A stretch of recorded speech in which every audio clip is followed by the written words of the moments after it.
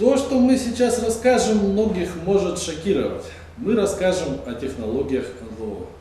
Впервые будет раскрыт настоящий подлинный физический принцип движения НЛО. Мы расскажем о новых видах энергии, мы расскажем о оружии завтрашнего дня. То, что мы сейчас расскажем, может показаться невероятным, но это самая настоящая проверенная информация. Многократно проверенная, подтвержденная экспериментами, расчетами и формулами. Мы расскажем о реальном положении дел современной науки. Мы расскажем то, о чем вы никогда не слышали, мы расскажем то, о чем никто не решался говорить.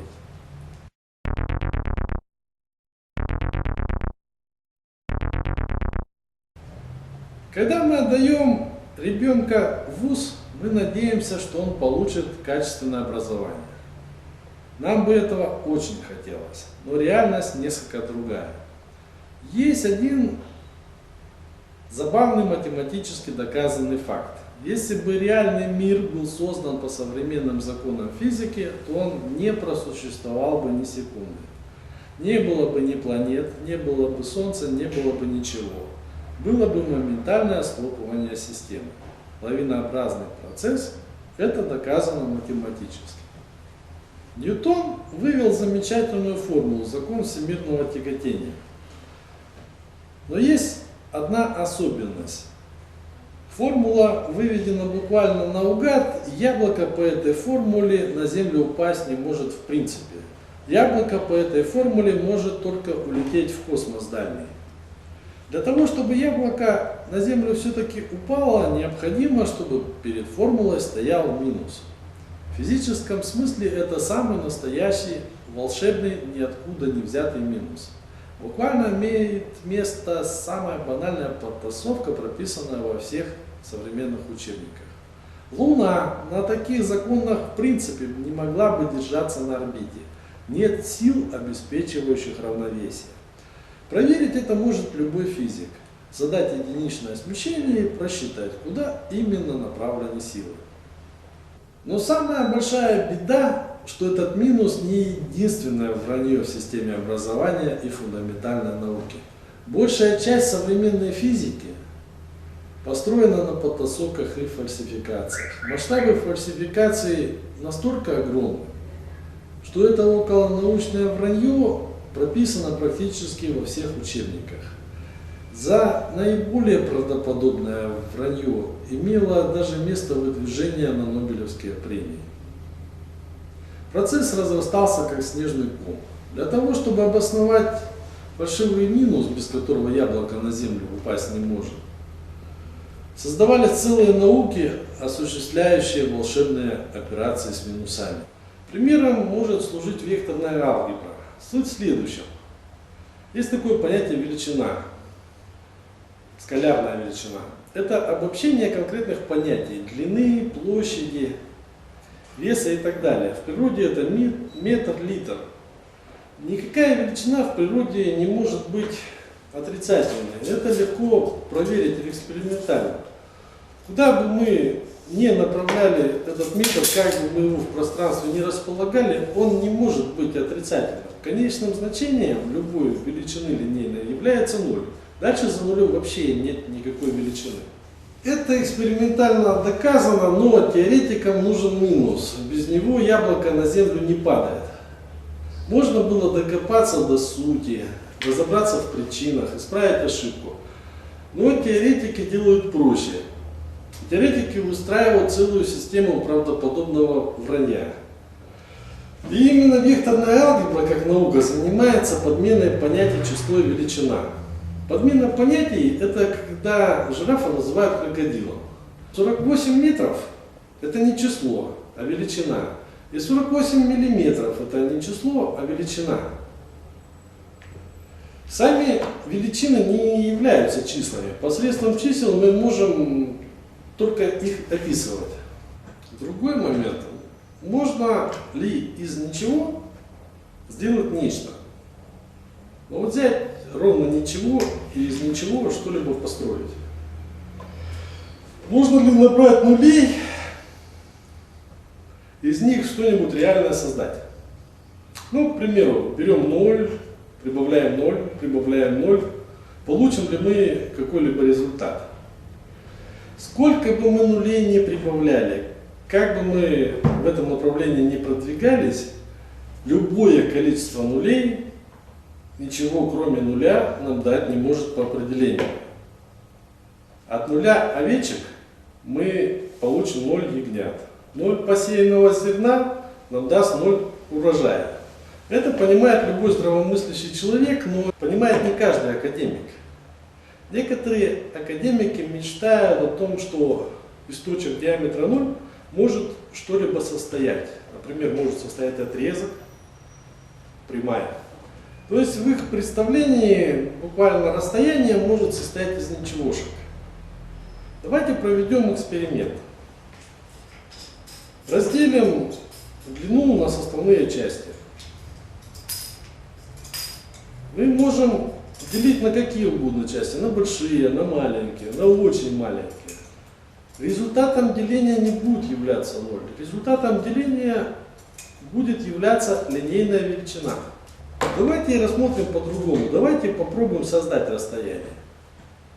Разместим в пространстве одну метку и вторую. Пусть на расстоянии, предположим, 1 метр. Получилось.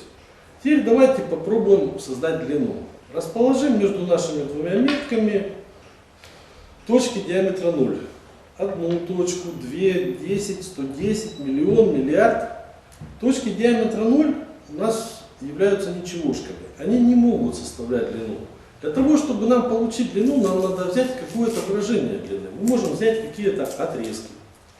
Можем взять какие-то выражения реальной длины. И заполнить эту длину чем-то реальным. Тогда у нас получится длина. Длину невозможно задать никакими абстракциями, точка нулевого диаметра. Невозможно задать цифрой, невозможно задать ничегошкой. Длина задается только величиной.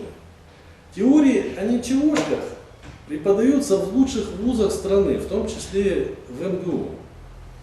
Преподаются в общеобразовательных школах. Преподаватели вынуждены рассказывать детям, что прямая состоит из ничегошек, из точек нулевого диаметра. Все это потому, что добрые дяди-академики навязывают этот бред в системе образования.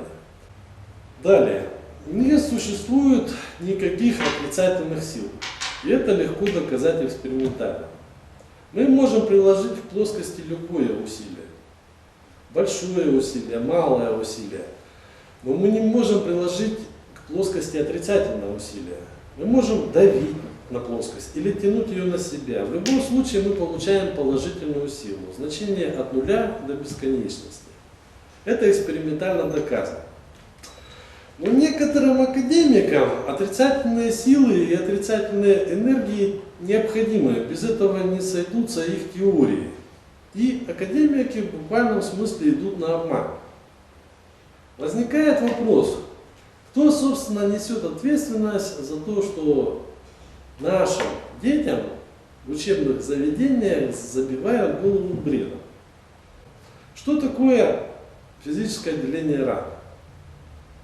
Это прежде всего люди замечательные, академики, Велихов, Гинзбург, Алферов, лауреаты, в том числе нобелевские лауреаты. Но это одна сторона медали. Другая сторона медали – это то, что несколько поколений студентов получают образование по безграмотным учебным пособиям. Например, академик Рубаков, специалист в космологии, замечательный человек, популяризирует теорию Большого взрыва. Продукт очень модный на Западе, но однако продукт совершенно несостоятельный. Это доказано математически. Зачем заимствовать за рубежом весь этот несостоятельный околонаучный хлам?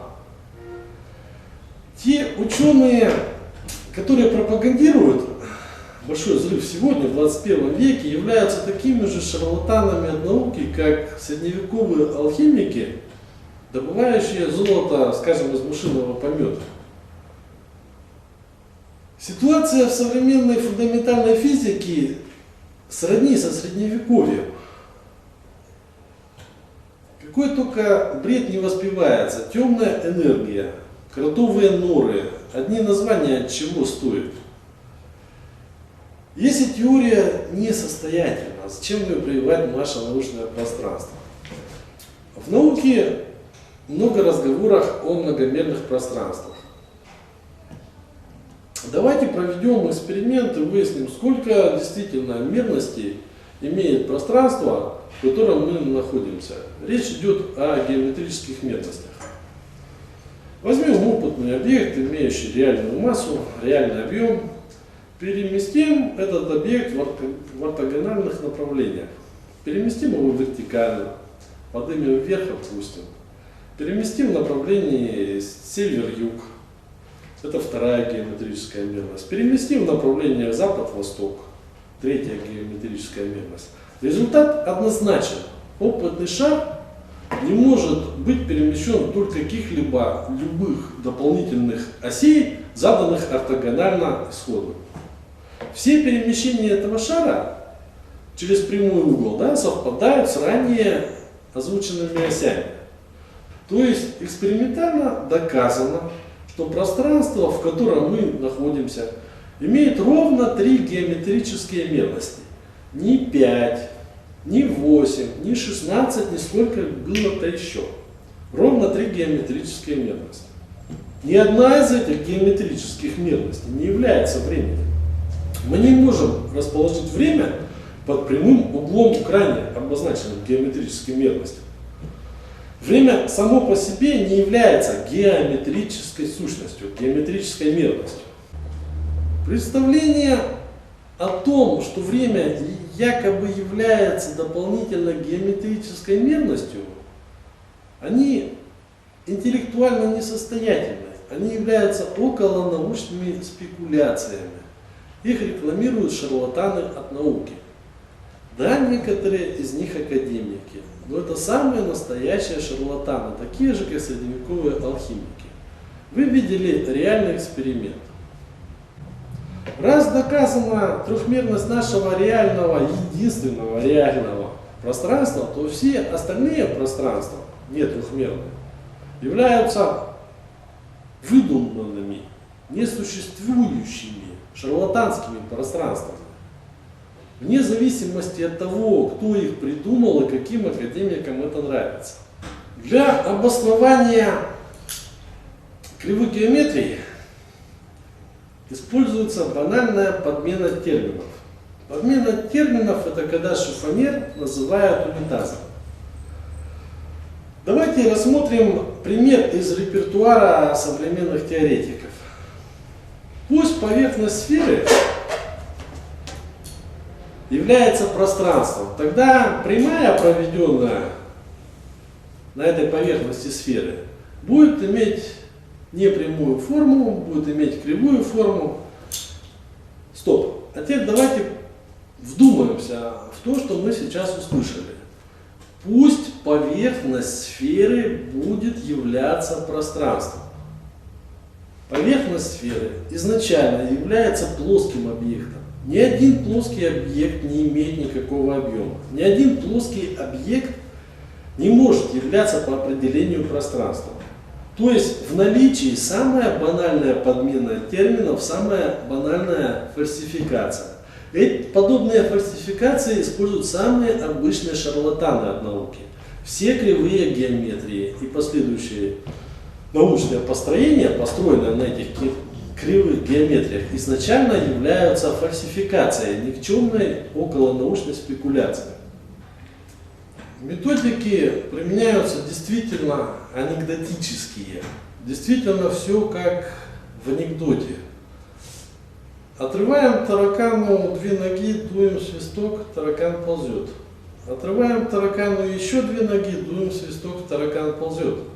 Отрываем таракану последние 2 ноги, дуем свисток, таракан команды не слышит.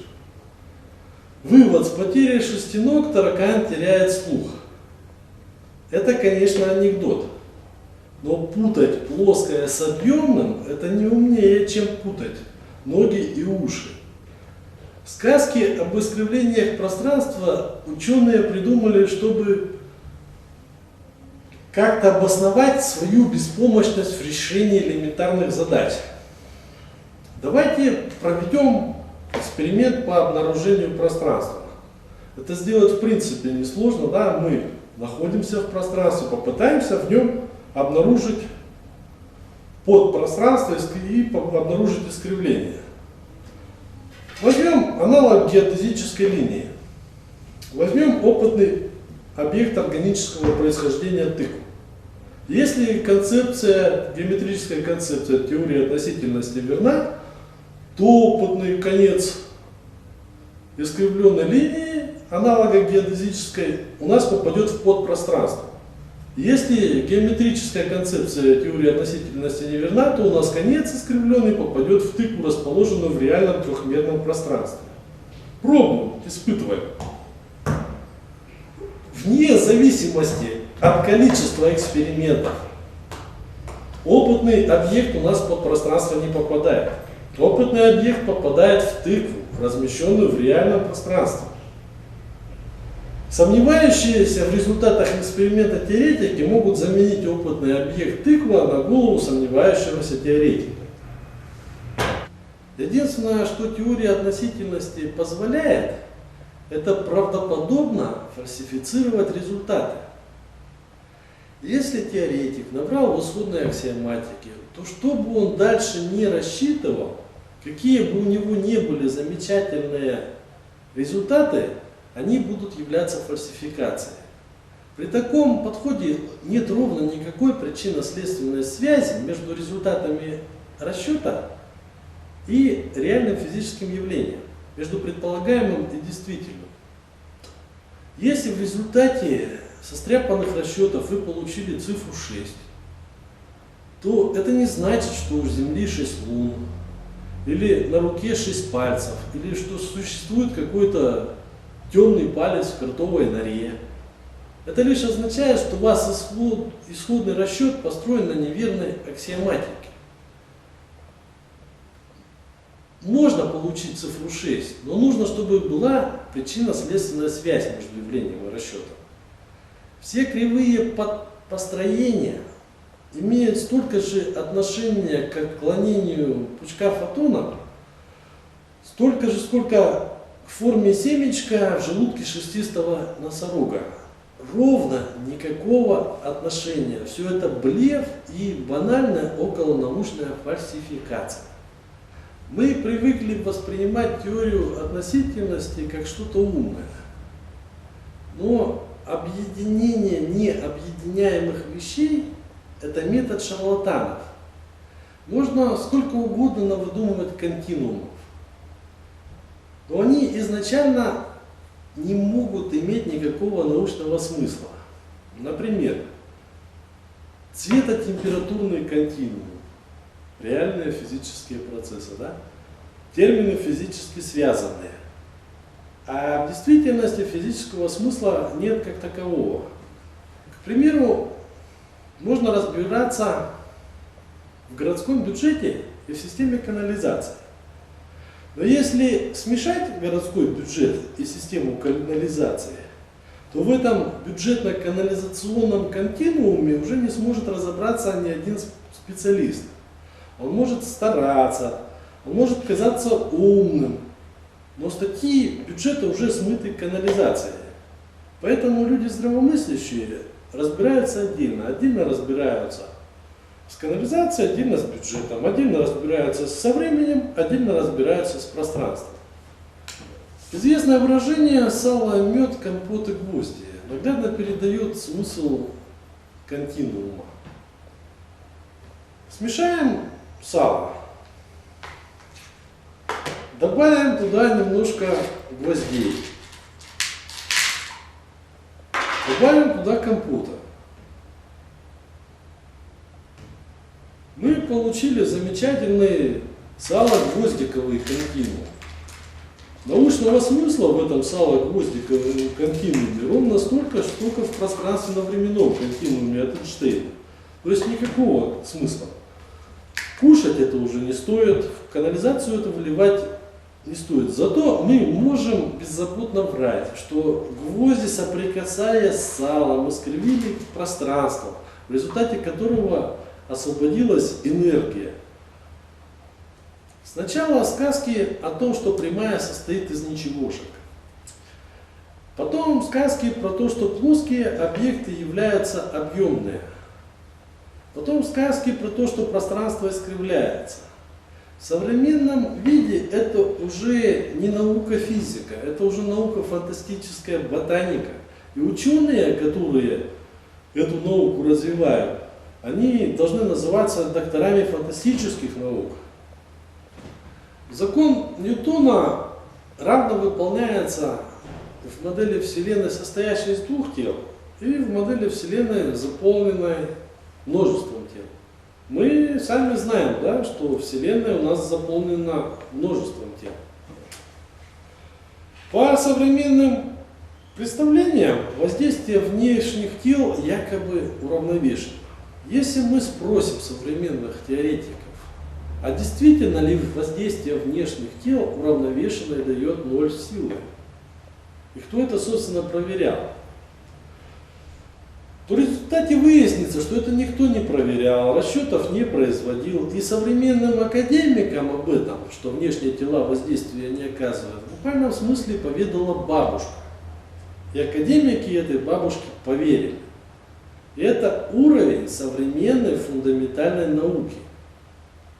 Если же все-таки расчет произвести, то выясняется, что внешнее воздействие не уравновешено. И внешние тела влияние на тяготение как раз таки оказывают. А поскольку современные теоретики этот процесс учесть не удосужились, то все остальные дальнейшие построения от этих исходных утверждений являются интеллектуально ничтожными, несостоятельными и ненаучными. Яблоко на землю может падать по двум сценариям. Сценарий первый, когда все тела притягиваются взаимно, в результате получается сила тяготения, и яблоко, собственно, падает на землю. Также возможен математический второй сценарий, когда все тела взаимно отталкиваются, в результате получается все равно комплексная сила, притягивающая яблоко к земле. Формула одна. Более того, находясь на земле, мы даже сказать уверенно не можем, как там в действительности происходят дела. Какая именно версия тяготения в действительности обеспечила нам падение яблока. Мы не можем сказать, пока не начнем проводить расчет и ставить эксперимент. А расчеты и эксперименты однозначно показывают, что падение яблока невозможно по версии комплексного притяжения. Падение яблока на землю возможно только по версии комплексного отталкивания. Это научно доказанный, экспериментально подтверждаемый факт. На прямом тяготении яблоко может только улететь в космос дальний. Это значит что? Это значит, что в очередной раз во всех учебных пособиях прописано самое настоящее средневековое вранье. На этом вранье воспитано уже несколько поколений студентов. Это вранье преподается в лучших вузах страны. Как такое может быть? А такое уже было, и было неоднократно. Сначала в представлении теоретиков Земля была плоская. В те времена мы бы не смогли объяснить элементарно, что такое глобус. Нам бы сказали, что Земля не может быть круглая, потому что с нее стекла бы вода, и мы сами бы с нее упали. Потом Земля в представлении теоретиков стояла в центре мира. И все орбиты других планет имели форму заспираленных петель. Если бы мы спросили теоретиков на том уровне, а адекватно ли ваше представление о мироздании, мы бы могли услышать, что наука достигла небывалых высот, уже изобретены песочные часы, уже изобретено колесо. Мы бы много чего интересного услышали. А теперь давайте посмотрим, что мы имеем применительно к гравитации. Имеем ли мы антигравитационный двигатель? Не имеем. Мы до сих пор осваиваем космос посредством древней китайской реактивной тяги. Если расставить все минусы правильно, то находится ранее неучтенный гравитационный фактор. Реальное физическое явление, обеспечивающее и возгонку хвоста кометы, и все остальное. Но вместо того, чтобы учитывать реальные, действительно имеющиеся в природе процессы, современные горе-теоретики ковыряются в нелепых, несуществующих в природе искривлениях. Предположим, Земля по прямой падает на Солнце. Земля находится в свободном падении, практической невесомости. И океан принимает форму правильной сферы. Чем отличается схема тела, находящегося на орбите, от тела, находящегося в состоянии невесомости или свободного падения? Принципиально ничем. Точка падения уходит в сторону. А раз тело буквально вне весомости и сил нет, то какие могут быть приливы? По современной версии никаких приливов нет. Их не может быть. Но в природе мы их наблюдаем. Все обоснования природного явления, реальных приливов, не сходятся с современной физикой. Это признает академическая наука. Силу от Солнца приложить к телу второй раз мы права не имеем. И силу от Луны приложить к телу второй раз мы права не имеем. А раз нет сил, то и прилив в физическом смысле, в строгом научном смысле, если нету сил, то прилив обеспечить нечем. Один раз силу мы ушли, она обеспечила тяготение. Если рассматривать версию комплексного тяготения, то получается, что воздействие в продольном и поперечном направлении к вектору падения, воздействие это разное. В продольном направлении у нас разряженная область и силовое воздействие меньше.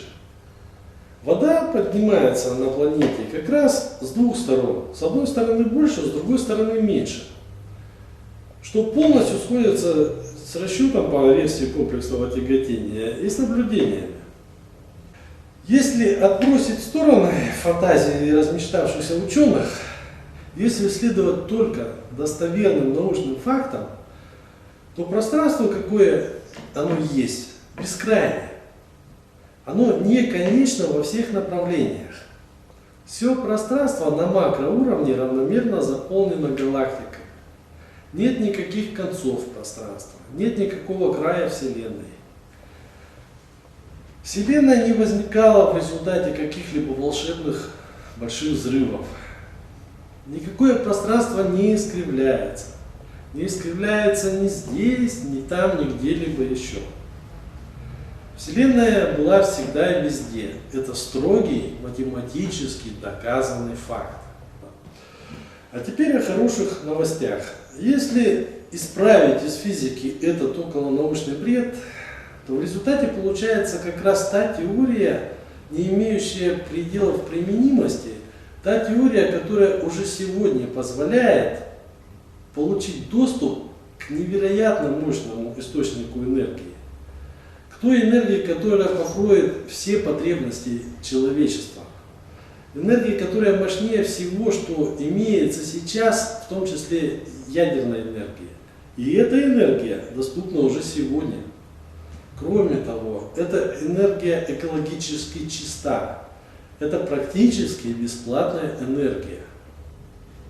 Давая оценку напряженности гравитационного поля согласно общеизвестной наивной концепции Ньютона, мы представляем себе следующее. Напряженность увеличивается по мере приближения к телам. И это хоть и основная бытующая в современной науке точка зрения, но она однобока и наивна. Фундаментально надлежит речь вести как минимум о двух самостоятельных понятиях. О локальной напряженности и о базовой напряженности гравитационного поля. Базовая напряженность гравитационного поля определяется комплексом тел. то есть всеми телами во Вселенной. При этом для базовой напряженности гравитационного поля возможен только один вариант. Базовая напряженность гравитационного поля в любой точке пространства константа. И это не зависит от приближения к телам, не зависит от приближения к массе. В свою очередь, значение напряженности базового гравитационного поля одномоментно является максимально возможным. Если мы сравним частную гравитацию Земли и реальную базовую гравитацию Вселенского поля, то различия колоссальны. Значения с неприличным количеством нулей. Если представлять это графически, то различие сопоставимо с километрами и неразличимой долей 1 миллиметра. На графике долями миллиметра обозначится то, что создает Земля, а километрами то, что создается Вселенной. Происходит это потому, что гравитационные поля накладываются друг на друга, а гравитационное воздействие не ограничивается с расстоянием. С расширением области также увеличивается количество объектов, количество масс, участвующих во взаимодействии, в наложении полей друг на друга. Наложение полей выравнивает значение этой базовой напряженности. Речь идет о поле, имеющем невероятно большой потенциал. Этот потенциал в каждой точке пространства. Это доступная энергия, которую мы можем использовать уже сегодня. Ряд ученых утверждает, что принцип НЛО мы понять не можем. Он якобы физически невозможен. Живой организм, находящийся в НЛО, будет претерпевать такие перегрузки, что не сможет выжить. Подобную точку зрения озвучивал, в частности, уважаемый академик Велихов, замечательный человек. Давайте посмотрим, что имеет место на самом деле. Предположим, мы установили человека на некую платформу и приложили усилия к этой платформе. Платформа начинает перемещаться. Естественно, человека останавливают, сдерживают силы инерции. А теперь давайте посмотрим, как дела обстоят в случае с гравитационным полем. Гравитационное воздействие распространяется на все тела, имеющие массу, то есть распространяется и на платформу, и на человека, на ней находящегося. Каждой точке, каждой клетке человека приложена та же сила, которая приложена к самой платформе. И если под действием смоделированного гравитационного поля платформа устремится в каком-либо из направлений, в том же направлении начнет перемещаться и человек. И все, что находится в данной зоне, в данной системе. При этой схеме движения человек в принципе не будет подвергаться никаким перегрузкам. Та же ситуация и с перемещением вертикально, и с перемещением в других направлениях. При перемещении вверх человека не будет вдавлен в платформу. То есть буквально возможно создание реальной физической системы, которая будет перемещаться в пространстве, в пределах до половины скорости света, да? И человек в рамках такого устройства не будет подвержен никаким перегрузкам. Кроме того, гравитационное отсечение в физическом смысле – это глубокое структурное воздействие на время. Это практически доступ к технологиям воздействия на время в замкнутом контуре. Время. В современных физических воззрениях бытует наивная точка зрения о том, что теоретически возможны перемещения в прошлое. На самом деле перемещение возможно только вперед в будущее. Вернуться из будущего невозможно в принципе. Обратное движение во времени выглядит иначе. Для наглядности рассмотрим обе возможности. Пример первый. Вы вошли в контур течения времени, в котором замедлено, например, 1 к 1000. Прожив в контуре минуту и выйдя из него, вы попадаете в будущее, 1000 минут от точки отсчета. Пример второй. Вы вошли в контур течения времени, в котором обострено, например, 1000 к 1. Прожив в контуре 1000 минут, вы, выйдя из него, попадаете во время, соответствующее 1 минуте от точки отсчета. Из данных примеров наглядно видно, что хоть в наличии имеются и 2 возможности перемещения во времени, но ни одна из возможностей не позволяет вернуться в прошлое. Путешествие в прошлое невозможно в принципе.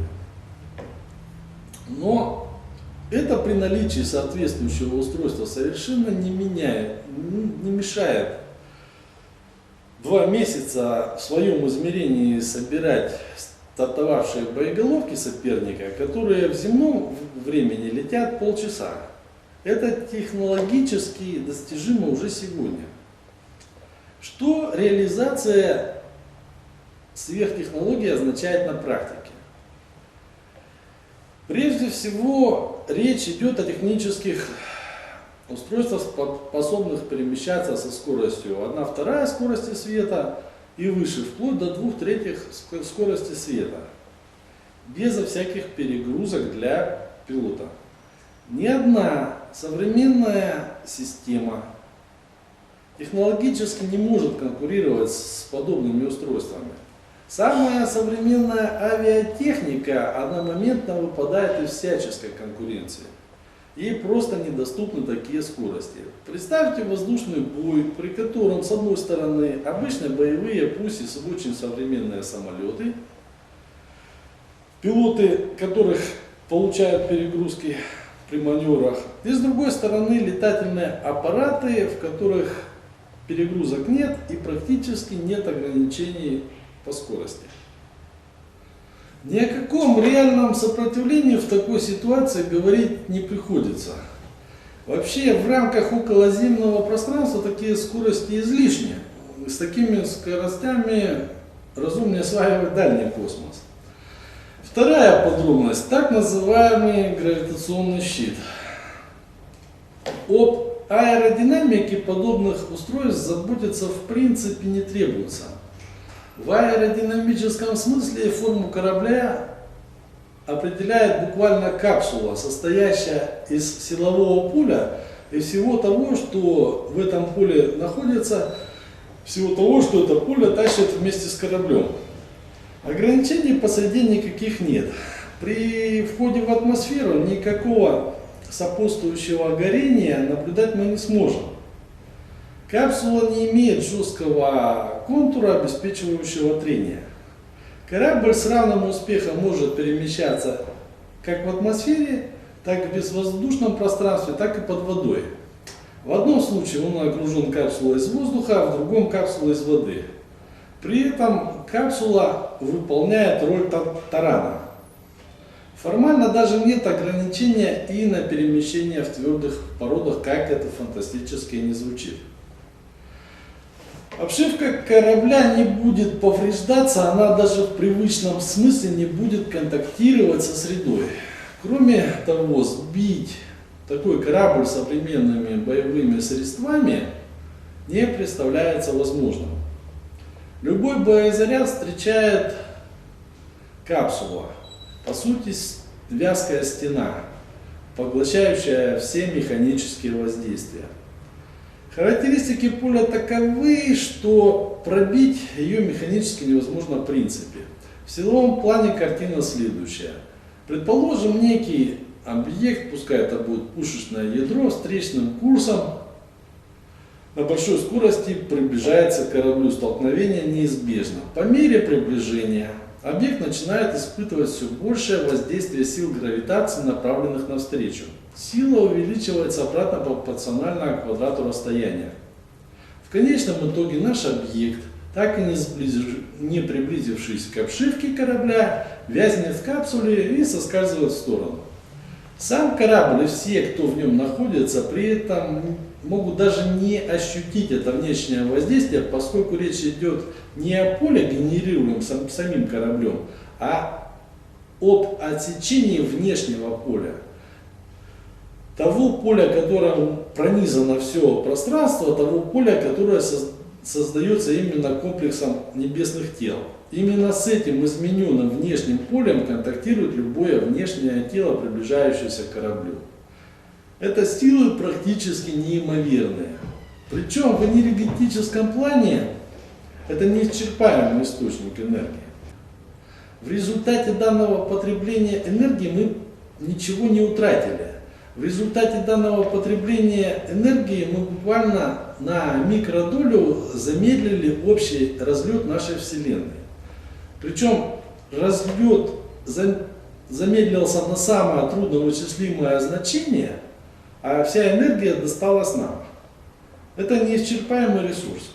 При таком энергетическом ресурсе мы можем осуществлять буквально что угодно. Мы можем перемещать материки, перемещать планеты, мы можем обеспечивать энергией все потребности человечества. Почему это доступно уже сегодня? Потому что мы знаем все про это поле. Никакой скрытой, недоступной информации нет. Мы знаем все. Есть два пути реализации. Если просто взять и опубликовать всю информацию, то реализовать проект сможет практически любое государство уже в течение нескольких лет. Если мы осуществим закрытую разработку в рамках нашего государства, это опережение над другими государствами порядка 80-300 лет в технологическом развитии. Это серьезные цифры. Мы можем в короткие сроки стать самым богатым государством с полным технологическим опережением конкурентов. Кстати, объекты, перемещающиеся на подобном принципе, наблюдаются, фиксируются учеными как НЛО. Но физику этих явлений некоторые ученые реагируют следующим образом. Чур меня не может быть. Однако явление имеет вполне объяснимую физическую природу. И вне зависимости от того, верим мы в существование НЛО или не верим, сам принцип подобного перемещения в пространстве физически реален и технологически достижим уже сегодня. Мы уже сегодня можем изготавливать и использовать данное технические устройства. В наличии имеется полная, исчерпывающая теоретическая база по данному направлению. Необходимо только преодолеть затянувшееся академическое слабоумие на всех уровнях. Если мы расположим в пространстве подобные технические устройства и начнем воздействовать на базовое вселенское гравитационное поле, начнем изменять показатели оного хотя бы на незначительную долю процента в одном из направлений, то все тела, находящиеся в этой области, будут подвержены воздействию. Вне зависимости от того, насколько велика их масса, тела устремятся в заданном направлении. Количество масс в этой схеме действительно не является определяющим, поскольку работу исполняет не наша частная, а базовое вселенское поле, которое лишь мы незначительно изменили. Если мы развернем подобный контур, например, возле Меркурия, Меркурий устремится в нужном нам направлении. Если мы развернем подобный контур возле Сатурна, начнет перемещаться Сатурн. И это реалии сегодняшнего дня. Это технически достижимо на всех этапах от построения устройств до любых последующих действий. Мы можем отводить от Земли любые астероиды, и нам не требуется ничего взрывать. Мы можем монопольно использовать данные технологии. Что такое гравитационные установки? Требуемая эффективность гравитационной установки достаточная для преодоления земного притяжения. В рамках классической наивной теории для отрыва корабля от Земли требуемая эффективность гравитационной установки составляет больше единицы или 100% и выглядит следующим образом. Простыми словами, для отрыва от Земли мы должны преодолеть земное тяготение. Для этого необходимо построить устройство, воздействующее на гравитационный спектр, на гравитацию. То есть, если мы стали на некую площадку, ограничивающую тяготение, то эффективность ограничения должна составлять минимум 100%, но мы при этом не получим вектора на отрыв от Земли. Достигнув эффективности 100%, мы лишь достигнем невесомости, силового равновесия.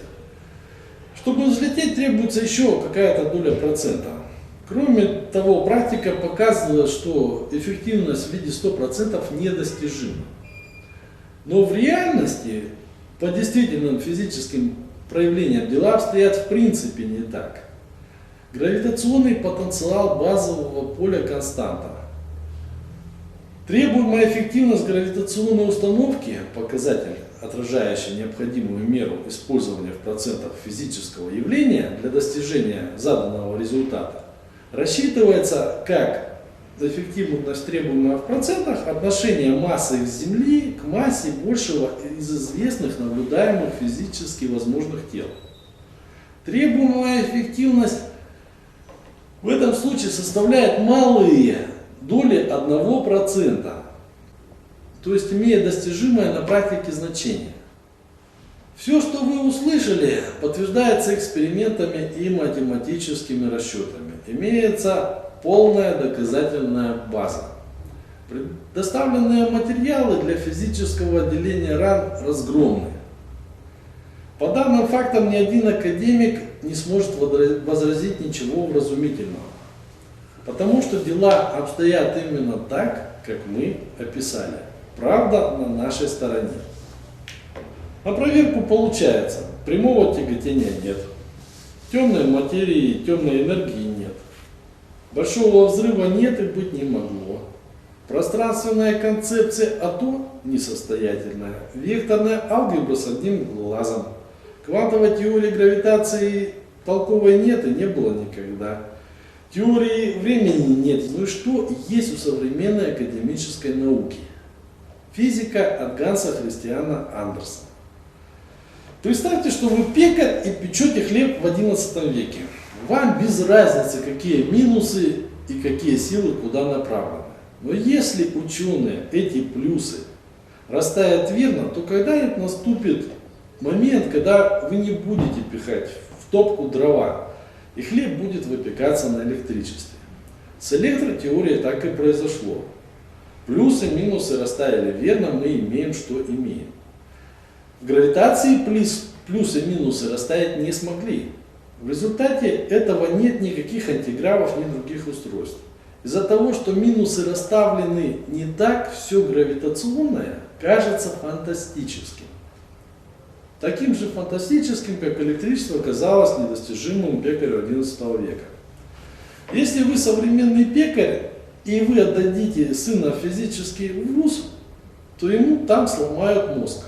Он перестанет понимать, что сила есть величина положительная. Он перестанет понимать еще много важных вещей. И все потому, что из одного несчастного минуса пришлось изуродовать половину физики.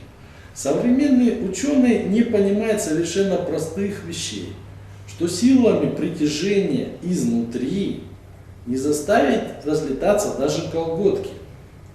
И что если Вселенная разлеталась бы по версии большого взрыва, то не смогли образоваться никакие орбиты. И что если силы не возвращают тело на орбиту, не будет никакой орбитальности. То есть ваш сын придет из вуза со сломанным мозгом и будет рассказывать глупости, такие же, как в XI веке, по аналогии, что Земля плоская, стоит в центре мира. Сегодняшние студенты реально верят, что если смотреть вдаль при помощи очень мощных приборов, то можно увидеть свой затылок, поскольку пространство воистину искривлено. Теперь о том, как работает бюрократическая система. Выясняется, что данные разработки действительно легче продать за рубеж, чем реализовать в нашей с вами стране. Наша чиновничья настройка в системе науки и образования мышей в принципе не ловит. Разработка осуществлена на территории России. Россия может монопольно обладать данными технологиями, но чиновники даже не в состоянии организовать экспертизу данного направления физики. На сегодняшний день в физическом отделении РАН нет ни одного специалиста в данной области. Ни один чиновник от науки в принципе не компетентен даже понять, что собственно происходит. Ситуация на грани абсурда. Правительство России выделяет средства на поиск и разработку сверхтехнологий. На самом деле все уже давно есть в нашей стране. Но материалы годами путешествуют по чиновничьим кабинетам. Предположим, мыслительная активность чиновников от науки так и не позволит им понять, что собственно происходит. Предположим, эти стратегические разработки уйдут за рубеж. И их на практике реализует какая-нибудь другая страна. Например, Иран. Это невиданное по размаху расширение влияния. Не исключен сценарий, что через какой-то промежуток времени Земля будет называться Великая Исламская планета Персия. И это не такой фантастический сценарий. О каких преимуществах идет речь? Использование принципиально нового энергетического ресурса, не имеющего с точки зрения современных рыночных отношений какой-либо материальной ценности. Второе. Практически полное отсутствие затрат по добыче и доставке энергоносителя к производящему энергоустройству. Третье. Отсутствие практических и технических ограничений на объем производимой энергии. Четвертое. Возможность создания компактных энергоустановок чрезвычайно большой мощности, многократно превышающей энергетические возможности устройств ядерного и других типов. Возможность полной монополизации секторов высокотехнологического рынка, рынок энергетики, рынок космотранспорта, вооружения и так далее. Мы открыли малую часть информации. Часть информации по проекту доступна в интернете. Расчеты, формулы, эксперименты. Дела обстоят еще более интересно. С вами был Виктор Катющик. Следите за нашими публикациями.